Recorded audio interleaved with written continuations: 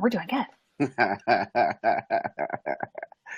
All right, guys. Hey, we are here this morning. I'm live in my living room. I'm Tracy, the Penny Pinchin mom.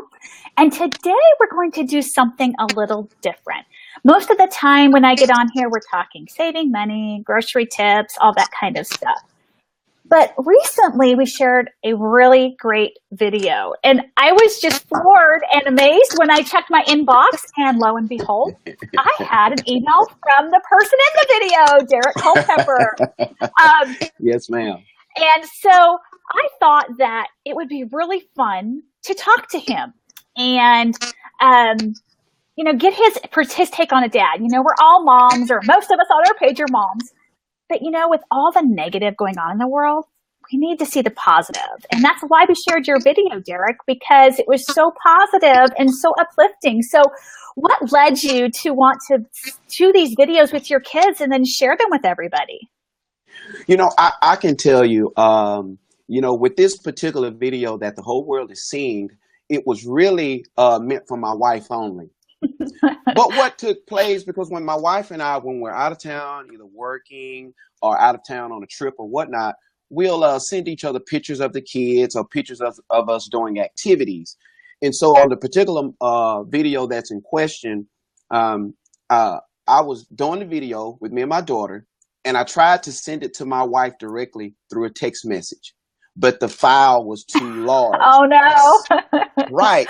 And so I said, well, since I can't send it to her this way, I'll just upload it to Facebook, so she can see it. And so when I uploaded it to Facebook, my wife was able to see it. And then, of course, everyone was able to see it. And at that particular time, it had about maybe 300 views in about 10 months or so. And then it all of a sudden went viral in September. But it was really only meant for Miss Lakeisha Culpepper, my brilliant wife. And I just put it out. Well, how does it feel to have something like that go viral and to get so much positive reaction? And there are people to you're doing an ordinary thing. You probably thought this is just normal life, nothing terribly exciting, but everybody is just, the reaction has just been overwhelmingly positive. So how does that feel? Yes, ma'am.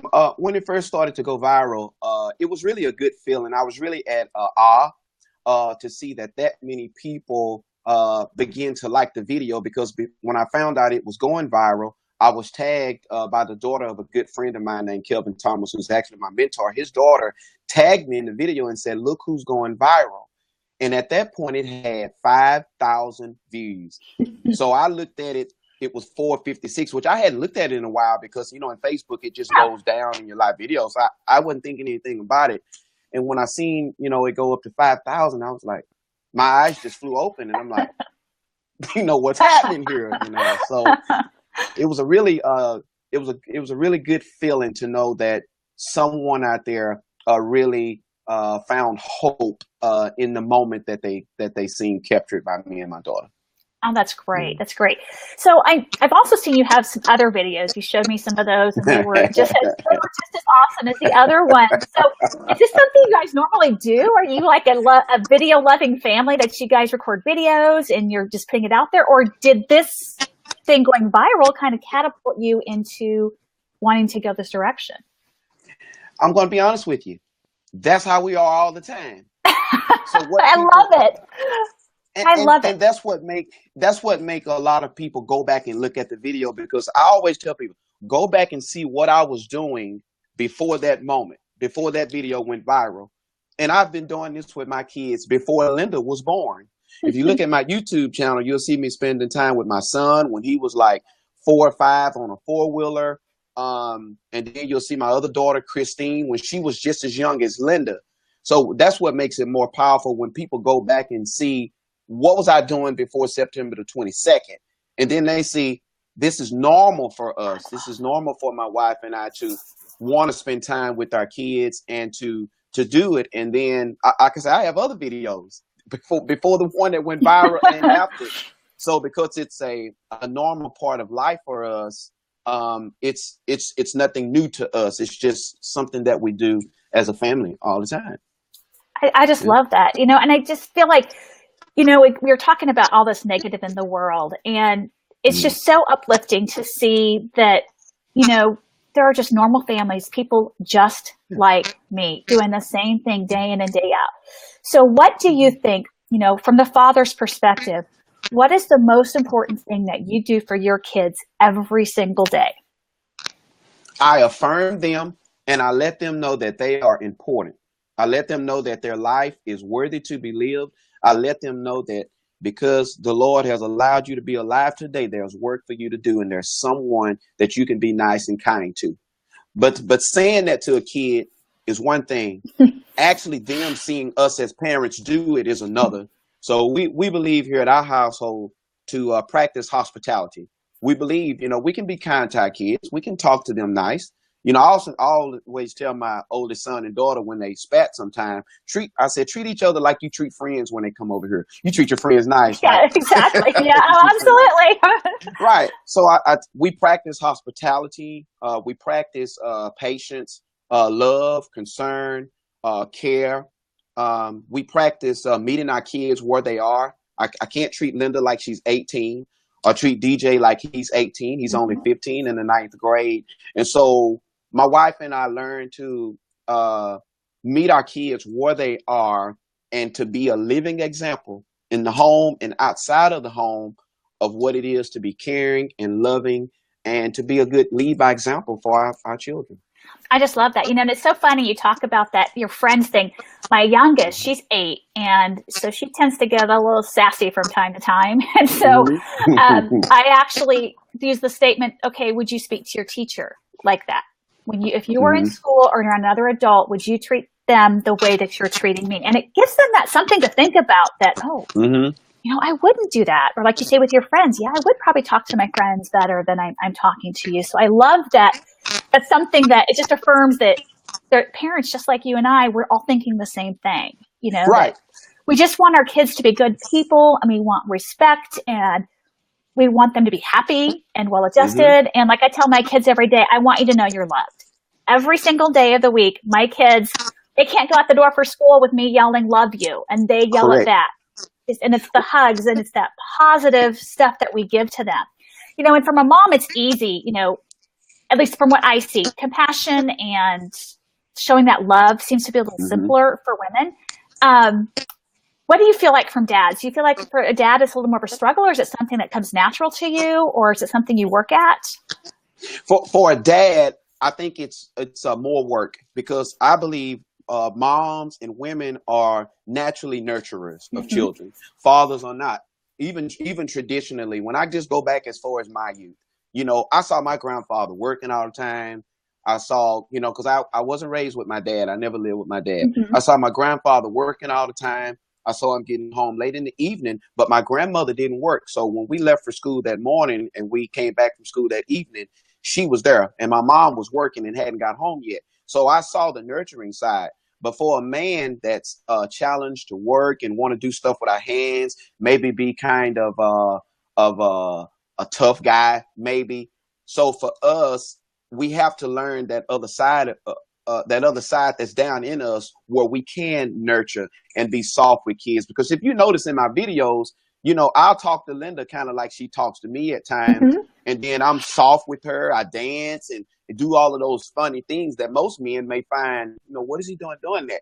But if it's what my daughter likes and it's what gets her excited, then I'm able to tone down and dance and let her do my hair and let her put lip gloss on me. That doesn't bother my masculinity any, but she gets a crack out of it. I'm sure. Yes, it's great. Right. So for me, and that's something that we have to learn. And I wanted to mention that this is something that I'm still learning, what you guys are seeing, because parenting for me, and I said this on the Bishop T.D. Jakes show, that it's like I'm climbing a ladder that I can't see the top of. So which means I'll never get to the top. But if I stay hungry to learn what my kids like as they grow and get at different ages, if I stay hungry, then I can always strive to be there for them, to encourage them where they are. Because we have a child in elementary, middle school, and high school. Well, I can't treat Linda, DJ, like I treat Linda. I can't treat Christine like I treat Linda. So I have to be able to adjust and adapt and meet them where they are. And I learned a lot of this from one of my mentors, who's Kelvin Thomas, and Chris Snowden is one of my mentors. Frank McCall is one of them. So I have a group of guys that I surround myself with that also has children that can pour into me and encourage me as a father to spend even more time with my kids, because it's going to be a point where I blink my eyes. My mama, Faye Henderson, tells me this. They'll be graduating before I know it. So I don't want to look back and say, I wish I shoulda, coulda, Right. I should have done it. I want to do it now because tomorrow may never come. So that's what drives me. I love that. I love that you get that too. That, and this tomorrow's never a guarantee. And that comes back to, we have to put that best foot forward for our kids every day. We face a lot of challenges here. I mean, I've got 3 kids. Mine are a little bit younger than yours, but we're at the 8, 10, and 12 are the age of ours. And so, like you said, the way I treat my 8-year-old is not like I treat my 12-year-old. I mean, we got to treat them and talk to them on their level, to where they can communicate and verbalize with you in the right way. And so I appreciate that you're doing that. You brought something up that I found really interesting. It seems like there's this whole macho, machismo, I'm not sure the word I'm looking for, thing that these men, they can't do the girly stuff. And, if you let your daughter put nail polish on you, then you're not a man. Or if you get silly with your kids, that's not right. That there has to always be this macho, strong, tough exterior. And, was that something that just came natural for you to just allow yourself to do that? To just say, you know what? This is what my kids want. I want to relate to my kids. I'm going to put myself in her shoes. She's into makeup and fixing the hair and the lip gloss and all that, like you said. Or is it something that is really hard and it requires a lot of effort on your part? Okay, for me, it all started when I was young. I had a burning desire to be something that I didn't see growing up, and that's a good father. Mm-hmm. My dad and I have a wonderful relationship now. My dad was in the military when I was young. I never lived with my dad, and my mom raised me and my 3 brothers. And my mom spent a lot of time, as much as she could, because my mom worked 3 jobs. Mm-hmm. She worked 3 jobs. She worked at, she had a company job, then she worked at the funeral home on Saturday, and she played the piano for a church on Sunday to help us make it. And my mama was always encouraging. I got that. This was where it's come from. My mom was always encouraging, and I never heard her complain. And as I grew up, I had a desire to be something I didn't see. I wanted to be good to my wife, Lakeisha Culpepper, and I wanted to be there for my kids. That's why my website is Active Dad's Rule, dads, day after day, in the life of my children. And so I had to tell myself it wasn't going to hurt my masculinity none, to sit in my daughter's room. If she wanted to play with dolls and cars, I can equate that to the male side of things. Look, I can check the oil in this little plastic car. I can change the tires for you. And I can make it something, because I put together her dollhouse for her. I can look, Daddy can fix the hinge on that door. I can give the male perspective and yet interact with my daughter and it still be something that fits together, and I don't have to act feminine or anything like that, but I can give the male perspective of what it is that I'm doing. And as you'll see, I think it was Matty, the company that sent us the dolls, the Barbie dolls. Mm-hmm. They sent them to us as a gift, and I did a video. It's on YouTube of me playing with those dolls. And so Linda likes it, playing with the hair, and I construct it, and we're able to mingle together, and yet my masculinity not be questioned or troubled or trampled, or I feel any less than a man, and I can engage with those activities, dressing up and dancing and all of that good stuff. And it's still mixing it together. And I think that's what a father is supposed to do and should do, because our daughters need to know the male side of it and know that, look, we're here to train our kids, to love our kids, and they're going to learn from what they see us do and know what the perspective is. Oh, I love that you said that too. That lead by example, that's so important. And I find, so many parents, they're not leading by example. It comes back to, I'm going to just be kind of blunt here. We're talking about the election. Okay, let's come back to here. And I'm seeing this negativity. And it's not just negativity just in the air, but it is on social media. And these people who are just, the comments that I read some of them, I can't believe people think this way. And it comes back to, I wonder if those same people would say that if they were sitting like you and I were right now, would they make that same comment? And I think it comes back to that, be the example, rise above the negativity, be the good in the world, because heaven knows we've got enough negative stuff going on and we need to see the positive side. And I think as parents, we all struggle with the same things. We want to make sure we raise happy, healthy kids who are well-adjusted, contributing members of society. That's our goal. And that there's no other way to sugarcoat that. You know, it doesn't matter whether you live in New York or if you're on a farm in Idaho. I think we all want the same thing. And I think it's so great to see what you're doing, because I feel like it's bringing that all together. And I think it's this unity of, we're all different. You know, we're culturally different. You know, we're racially different, but we're all the same. Break down all that stuff, and right here underneath it, right underneath that layer, we're all the same. We all want the same things. And so I appreciate so much what you're doing with your site and with just the message that you're trying to get out there. You know, that's interesting that you said. That was a couple of things I want to really talk about that you just brought up. You brought up the election, right?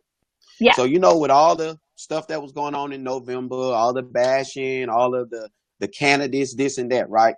So as a family, we didn't want to do some of the stuff that you've seen on television, you know, everybody bashing Trump, Hillary, and all the rest, you know, because I did a video right around that time, and the topic was, I don't care who's at 1600 Pennsylvania Avenue, I still got to be the president at my house.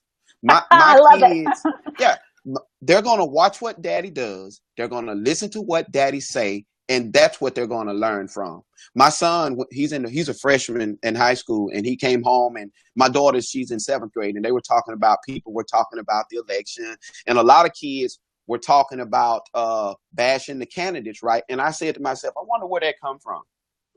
It came from, generally, 90% of it came from the parents and what the parents allowed them to see and hear, and their frustration. And I feel like my kids with their young minds shouldn't be exposed to a form of bashing or hatred like that, that comes out negative, because it can get real ugly with that. So why should my kids have to hear me going through the house and talking about Republicans or Democrats or whatever and all it is, when we got to live life? We got to live. I got to be president here. So I wanted to address that, because a lot of people made a really big deal out of it. I can't control who's at 1600 Pennsylvania Avenue, but I can control what I do here at this house with my kids. And then another thing I wanted to mention was that leading by example, which is my site, Active Dads Rules, dads leading by example, because kids will do half of what you say, but 100% of what they see you do. And so we have to walk the walk, talk the talk, and be that example for them. Kids watch how we act when we answer the phone, when people call. They listen, they watch the music that we listen to, the programs that we watch on TV, the friends we hang with, the places we go, what time we get home at night. I'm telling you, because some kid, dad ain't never home by the time I go to sleep at 11. So they know that you out late. So kids, especially when they get older, they start to see, you know, what is dad doing? What is mom doing? So they're watching us, and they learn a lot from their belief system. A lot of the things that they like as they're developing into their character, they're learning that from us. They see how I act when people are walking around the neighborhood putting signs on the door. Do I talk ugly to them and tell them, don't leave that crap on my door? No, I don't do that, because that's exactly what they're going to do, right? Yeah. So we just have to understand and know that the kids are watching us, and we want to lead by example, so we can shape their lives in a productive path to stay away from crime, drugs, teen pregnancy, robbing, stealing, and those unhealthy things that are causing our kids to go downhill. So the parent is charged to live a productive life.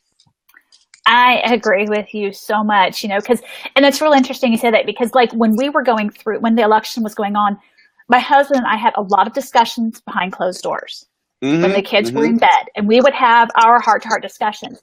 When the kids were around, we talked about the issues. Okay, well, this is what this candidate wants to do. This is what this candidate wants to do, because we want them, as they grow, to develop their own political beliefs and the Mm-hmm. way that they want to go. And if they choose to believe something that I don't, that's not wrong. It's just what they believe. It's just right. Right.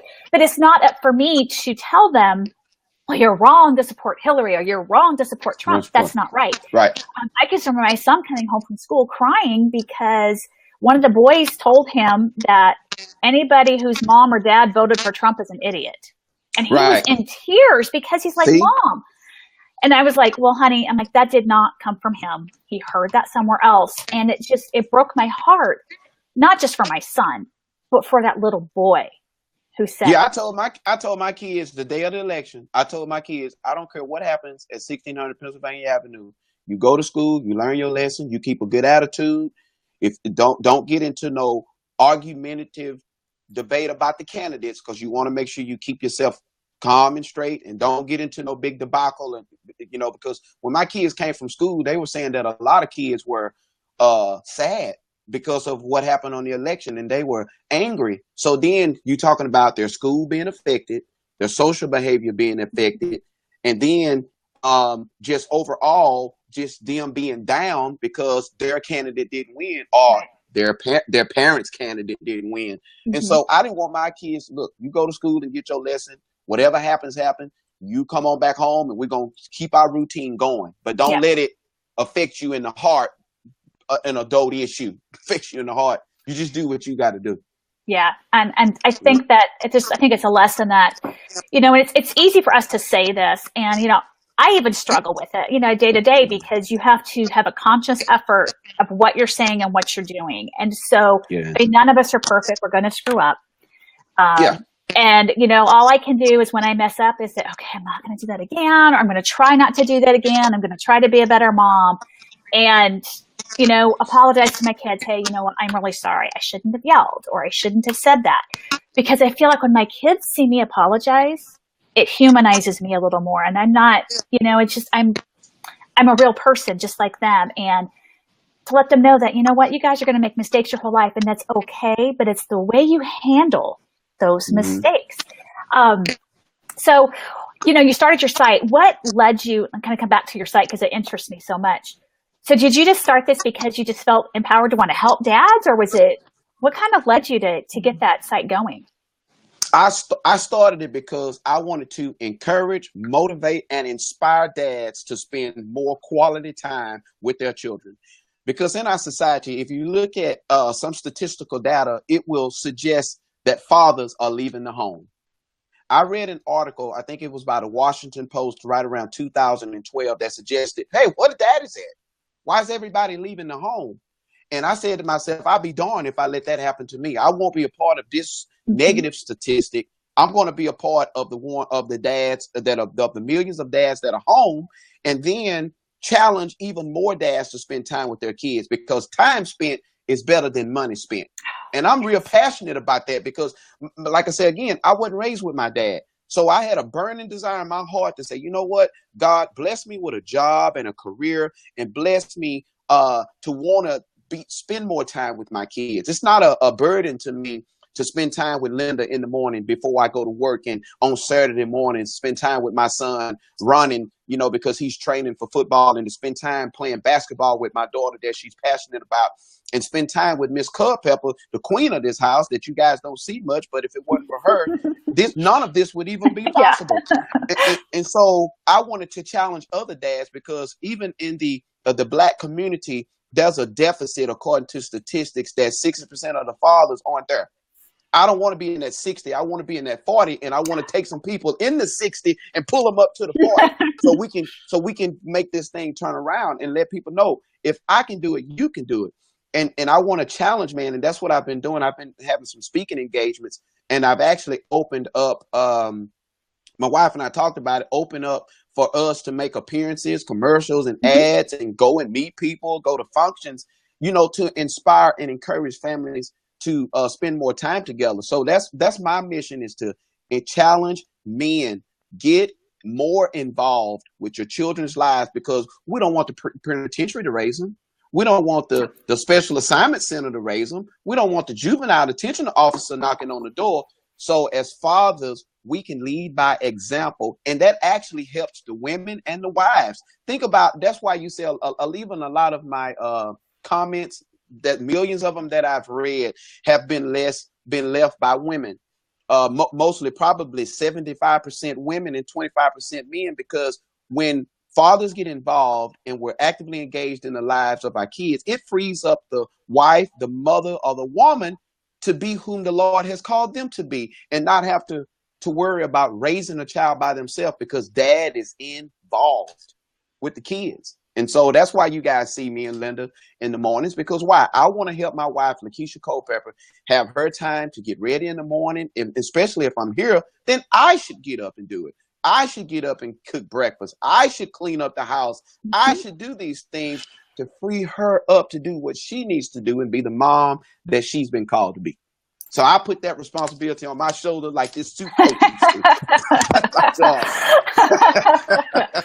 I think that's great, and from the mom perspective, there's so much truth in that. I always crack up when I see these statements that the wife's going out and she says, "Well, my husband's babysitting."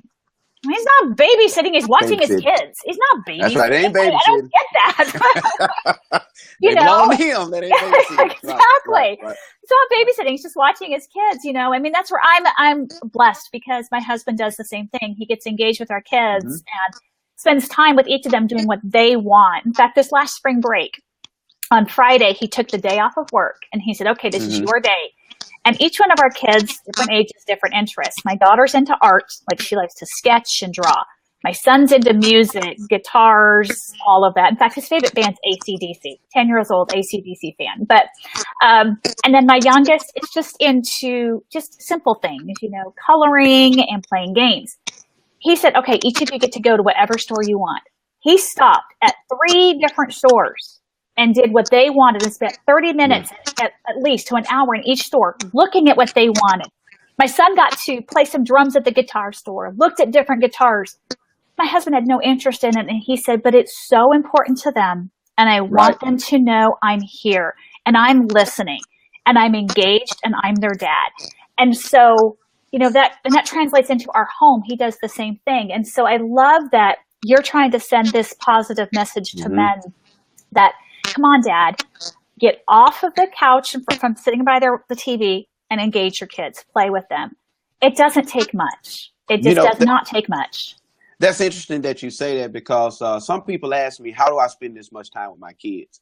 So I work a full day like everyone else does. And what I do is I get up early enough in the morning to see my son, to pray with my son, and to visit with him before he has to leave at 6:15. Then I spend time with Linda, and then I spend time with Christine in the afternoon. So I have to balance my time. I don't have a lot of time. I don't do the out with the fellas, or I don't golf. But I cater some of the things I like to do around my family. Like, we have an old 64 Chevy Impala we're restoring, right? My son loves it. He'll go out in the garage just to crank it up and to hear that motor, right? And we work on it. So we took inventory to try to find out what it is that our kids like to do and get involved with that. Whether we want to do it or not, it doesn't matter, because it's about them, as you said, that your husband did when you went to the store. And so I find ways to incorporate my family in the things that I particularly do. And I had that down as a talking point to mention if I had a chance. But as parents, we have to take inventory, evaluate our kids, and find out what it is they like. And and make sure it's positive. We don't want nobody that likes stealing. You know what I'm saying? That kind of stuff. We want to correct that, right?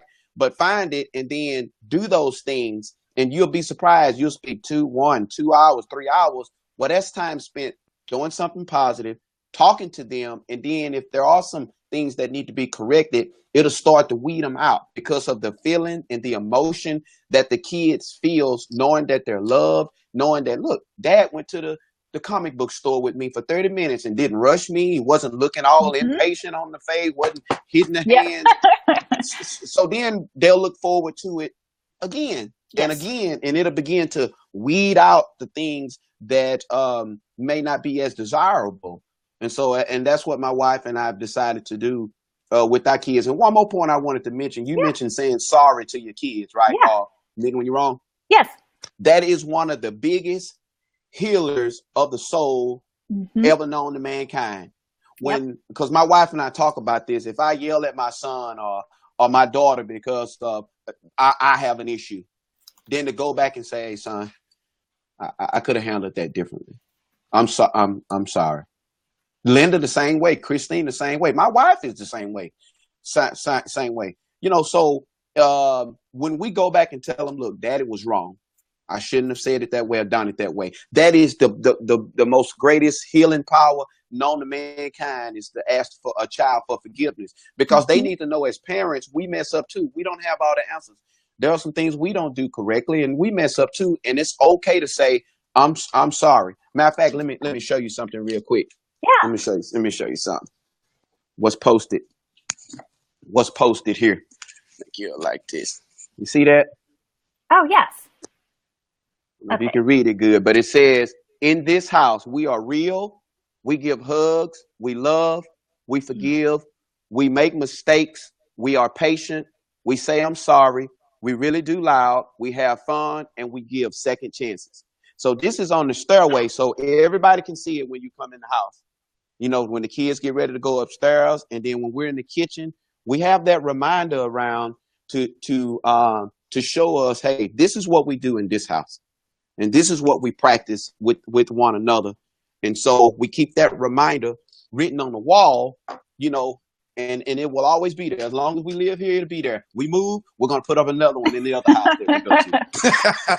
That's saying, it's like you started reading, I got chills, because it's just something so small and simple, but yet such a powerful message. And, I just love that there's, that you guys get that, and that this is what you're teaching your kids. And, if anybody gets anything out of our chat today, that's what I want. I want them to know that parents, love your kids, show them you love them, get involved with them, because you're going to snap your fingers and they're going to be grown up and out of your house. Be willing to admit when you're wrong, and ask for forgiveness, and teach your children to be humble and learn to ask for forgiveness and to admit their own mistakes. But to be present. I think that's the biggest thing. We just have to be present in our kids' lives. And, it's just, I run this big website, and it's crazy, and it's, we've got a ton of fans, and people are asking questions all the time. And in the last few months, I've decided, you know what? I'm done. I check out at like 2:00 on Friday. And if anything happens, you know what? They're going to have to wait until I'm back online at 8:00 on Monday, because now my weekends are my family. And that matters more than anything. And this look on my daughter's face when we sit down and we get to play Uno, even for the 10th time in a row that I've played Uno, and I'm bored with it. We still do it because she loves it. But I think moms and dads alike, we're so different, but yet we're all the same, and we just have to change our focus, and sometimes put our own wants beside us and focus on our kids, and just think before we speak. And that's right. Just, it's so easy to shout from the hip, but maybe give ourselves that second to just think about what we're doing and how we're acting. And remember, in my case, I've got 6 eyes on me. You've got 6 eyes on you all the time. That's right. And that those little sponges, we don't want them to pick up our bad stuff. We want them to pick up our good stuff. That's absolutely correct. When, okay, here I go. I remember when we did the documentary with Cosmopolitan magazine. And they saw us, they saw all of these games that we have under the table. And then if you look at the interview, they catch us playing games, because that's our family time where we bond and play games. And my kids are good at games. They beat me at a lot of them, but they like it though. It's engaging. It's conversation. We have our cell phones put away, and we focus on dinner, and we focus on playing games and doing those things. And sometimes we get on each other's nerves playing games, because the kids are getting smarter. They want to debate, and you give their side. My son and daughter are both in, a lot of AP classes. So, they getting all this education. And so now they trying to outsmart me and my wife on a lot of this. But it's bonding time, though.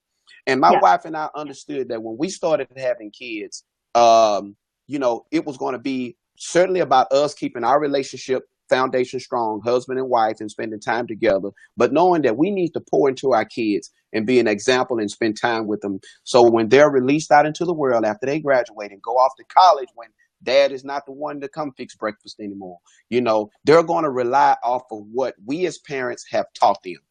That's what they're going to rely on as they grow into the young man and the young lady that the Lord has called them to be. And so we want to make sure we pour into them. Now, once they leave and we're empty nesters, we can go do all of these things. But right now, they need us. They need this crucial foundation to help them get over life issues, get through peer pressure, and understand, hey, I didn't see my daddy do that. If I'm going to date this guy right here and he's over there cussing and doing, no, I didn't hear my daddy doing that, so that something don't look right about this thing. Mm-hmm. But they're not going to know that if I'm not there. Right. You see, they're going to let I've been to touch on this earlier, but we have to be careful of the TV and the internet and stuff, because it portrays a role, in most cases, not all, of fatherhood that's almost not existent. The father is some dummy or something, but they don't really portray family like they used to. So I have to make sure that they see me live in action here at home, be the one to do the things that dad need to do, so they don't get the image of a father off some TV show that just is not befitting. But it's just my job to do, lead by example.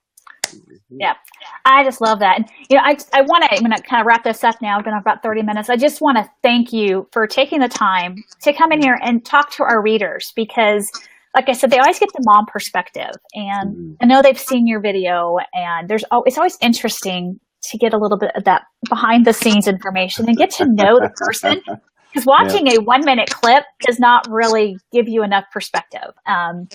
But I want to thank you for your site that you're doing to empower dads and try to migrate that 60%, get that down lower, and get that, flip that. Let's get more of those dads involved. And I really wish you the best in all of your endeavors. And why don't you tell us your site again so that our readers can make sure they can check it out? Okay, there's a few ways that I use all the social medias, but there's a few ways that anyone can get in touch with me. You can go to my Facebook page, which is my name, Derrick Culpepper. You can follow me on Facebook. You can also follow me on my YouTube channel, which we upload our videos. It's under Derrick Culpepper as well. And then my website is Active Dads Rule, ACTIVEDADS Rule, RULE.com is my website. And then on Instagram, I'm also Active Dads Rule. Mm-hmm. Awesome. Did I get that right? I think I got that right. Okay. Contact me via email or any kind of way. Would love to visit more. Yeah. All right. Well, thanks again, Derrick. I really appreciate you taking the time out from your busy day to talk to all of us. And I wish you guys the best. And we look forward to seeing more fun videos from you. Woo-hoo! See you later. Thank you. Bye-bye. Bye-bye. Bye.